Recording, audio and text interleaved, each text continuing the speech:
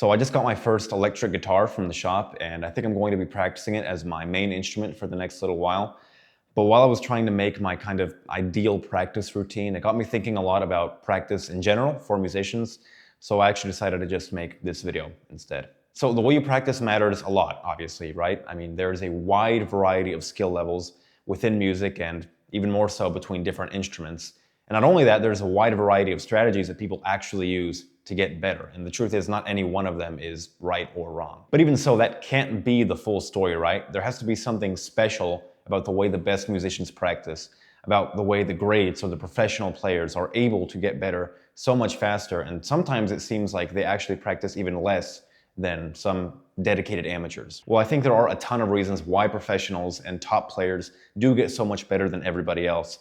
And the first hard truth that I'm going to try to get out of the way immediately is that, first of all, they just practice more in many instances. I mean, they care more. They do more, they do it for longer, and they do it better than you. The truth is, for a lot of these best musicians or the top musicians, they want to be practicing 4 to 8 hours a day. And if you aren't the type of person that naturally wants to practice that amount, who really cares about music and is willing to sacrifice everything else in your life around it, then you shouldn't be comparing your skill level to that of somebody who is willing to make those sacrifices. And again, those sacrifices are not going to be the right choice for many people. You could even argue that they're not the right choice for those top musicians themselves. But it's a very kind of maybe ugly truth that you want to keep in mind. And of course, the other major factor that people are immediately going to bring up is talent. And I honestly hate the word talent because it doesn't really mean anything. I mean, does somebody come out of the womb naturally being able to play the violin or the guitar excellently? No. Okay, so is it their environment then and their natural upbringing? Yeah, probably closer. Is somebody naturally predisposed genetically to being able to handle musical tasks cognitively and the physical act of playing an instrument better than others? Yeah, maybe. But it's also probably how they practice. Because the best players probably tend to practice similarly, or at the very least they share commonalities, whether they're consciously aware of them or not. And I guess the important thing for us is knowing what we can take away from what they do while simultaneously not getting caught up on the things that aren't replicable about the great players. And one thing that I will say is that when I was learning viola, which is my main instrument, and it's this one right here, I was constantly surrounded by people better than me. And the truth is, I wasn't that naturally talented when I first started. Of course, at the same time, all the same things applied. I worked very, very hard because I wanted to. I mean, I enjoyed the act of practicing, and it was very natural for me to lock myself in a room, so to speak, and just stay with the viola for 4 hours at a time, even longer in some cases, which of course is not a good idea because you can injure yourself, especially with this instrument, but it was what was mostly natural for me. But the very important thing that I did notice and that helped me get better very quickly was environment. And the truth is, your environment is one of the primary things that shapes your development in anything, and music is no different. And the thing about environment is that it's arguably the most important factor that affects anybody in anything that they do.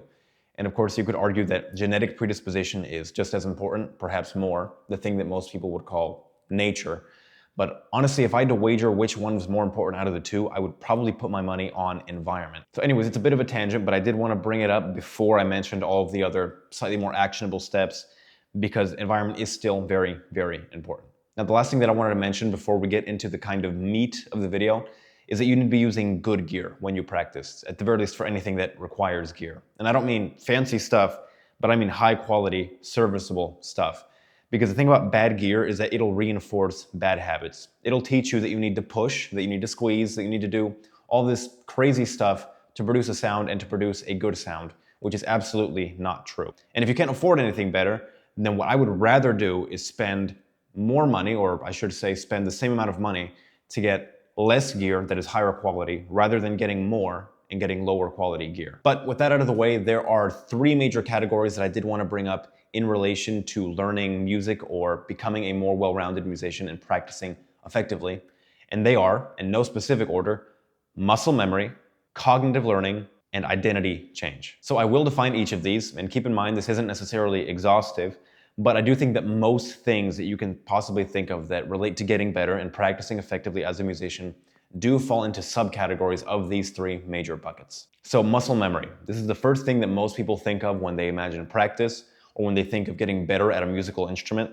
And it's drills, it's exercises, it's anything that gets your body better at doing what you want it to do when communicating with your brain. And for some people, this is the only bucket they ever think about, even after years of playing music. And it's obviously very important, but the truth is if it's not combined with a more holistic approach, it's not going to be that useful to you. Or it's certainly not going to be as useful as it could otherwise be. So how do you actually build muscle memory though? Well, the answer is very simple, at least in theory, and it's targeted and focused exercises and work repeated consistently over months and years, not days and weeks. And the targeted and focused parts that I added are very important. Targeted means that you know exactly why you're working on something and what weakness it aims to correct. And focused means that you're executing it at a high intensity that is actually going to elicit some sort of change in your body or neural adaptation. Because here's the truth. You can self-teach an instrument. You can even self-teach yourself all the way to the point of being a professional musician. You do not absolutely need a teacher. But what you cannot do is be sloppy or make mistakes with your practice and with your technique. And believe me, it is much easier to be clear and precise about your technique and how you're practicing with a teacher. Because anytime that you practice, you are drilling and ingraining whatever habits you are playing with. So if you aren't acutely aware of how you are doing every motion that you're doing, especially if it's a more manual instrument like guitar or especially violin or one of the orchestral stringed instruments, you're going to be constantly ingraining bad habits into yourself every time that you play. And these can not only slow down your progress or make you a kind of worse musician than you could have otherwise been, but it could actively make you a worse musician over time by practicing poorly, while simultaneously increasing the risk for injury. So having a teacher is just a good insurance policy to know that your effort is going into the right place, especially if you are putting in a lot of effort and you're serious about this. Now, I feel that I can self-teach myself guitar to some extent, at the very least for the time that I've been doing it, because I've been a string player for 10 years and I've worked with many, many teachers who are very, very highly renowned over that time period. But even so, I know that I'm learning a new instrument and I'm hyper vigilant of constant mistakes that I could be making when playing the guitar. So I know how playing a stringed instrument should feel coming from viola. I know that your left hand touch should always be as light as possible to produce the sound that you need. And the same thing goes for your right hand. And even so, I know that everything shouldn't be squeezed. I'm still a little bit scared that I could be making mistakes, even as somebody who's a very experienced musician. So just be aware of what you're doing and how you're playing. Use your resources, access everything you can online, record yourself, and make sure to compare what you're seeing in the footage of yourself with everything that you see online. Which of course brings us to the metronome, which is every musician's favorite tool. If you ever have a music teacher, they're going to jam the metronome down your throat because it's like eating your vegetables. But the reason it's so important is because you can be building muscle memory, you can be playing faster and faster, even accurately, but if you aren't practicing with the metronome, then your placement, your rhythm, all of the things that actually really matter, especially when you're playing with other people. You can practice rhythm without a metronome, but if you are never at least comparing yourself to a metronome, then you're going to be leaving rhythm skills on the table. And the metronome is a simple frame that you apply over your practice, over your scales, over your technique work that immediately makes your muscle memory used to playing at different controlled, calculated time intervals. It's kind of just a no-brainer.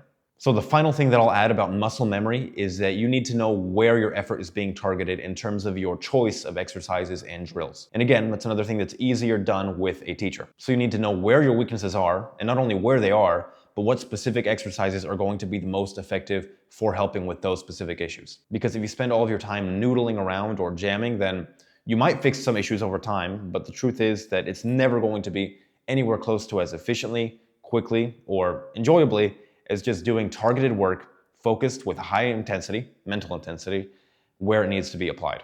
So that brings us to cognitive or mental learning, which is everything that teaches you how to act in terms of real musical understanding behind what you're doing. And of course, for musicians, this is usually going to manifest as music theory, which of course we all love.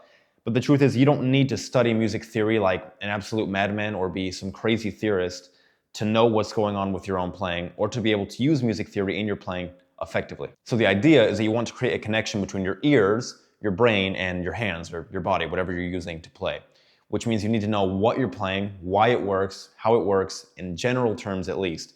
That doesn't mean you need to know that this is a retrograde inversion extended chord shape or all this random theory knowledge that is good to have, but is completely unnecessary. But you do need to have a library of tools in your tool belt.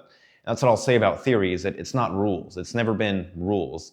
It's simply documentation of how we use the language of music. It's not about the specific rules involved or this is what's wrong and what's right. It's just descriptive language used to label what we already do as musicians naturally. So in order to learn, just use whatever resources you have available to you and study them as you like to study them. This is not school where you need to force yourself to do something that you really don't want to do. Practicing theory and studying theory should and can be fun. And if you have money to spend, then paid educational resources are great, but the truth is you can find most of what you need for free, and you really don't need to spend any money at all if you don't want to. And this brings us to the final important part, at least in my opinion, which is identity change. And this is all going to sound like kind of woo-woo nonsense, but just bear with me for a second. Now, I personally think this is the most important thing that there is. If you see yourself as somebody who doesn't deserve to learn this stuff, who can't learn this stuff, who cannot improve as a musician, then inevitably that will be the reality that comes to pass. And if you see yourself as an outsider in music, as an outsider in music theory, as somebody who is looking at this stuff from the outside, like you're not one of them, then you're going to feel that way too. So if you want to learn, clear your mind and just learn. Ask yourself what you want to do and why, because your identity and the identity that you build within yourself, the picture of what you are and who you are trying to be, is extremely, extremely important. And it's related to your environment, like I mentioned before. Who you surround yourself with matters. The thoughts you surround yourself with matters. Your physical environment in terms of where you are also matters. So it's all a little bit abstract, but I did want to bring it up because it is genuinely one of the things that has helped me the most, and it's one of the things that is going to be a primary lever in creating change in your life in any significant way. And that's one thing I will say, which is that it's very important for you to be aware of what your goals are and what you're actually trying to accomplish. Because even within the realm of, for example, trying to become a professional musician, there's a variety of different ways that that could look. And the way that you practice and the way that you're going to implement your strategies is going to be entirely different depending on what goal you have, or even if you have the exact same goal as somebody else. But what I would say is that your goals should be your own and that you do not need to take anybody else's goals as your own. You can choose your own goals and you do not need to be stuck to what somebody else is saying. Anyways, those are just some of my thoughts around practice as a musician, the same ones that I'm actively implementing in order to learn guitar as a complete beginner. So if any of this does interest you, then please subscribe. All that does is put my videos in your feed when I release them. And if you don't want to watch them, then you can just keep scrolling. But it does help me out a ton. And as always, if you have any other comments, leave them in the comments and I'll see ya.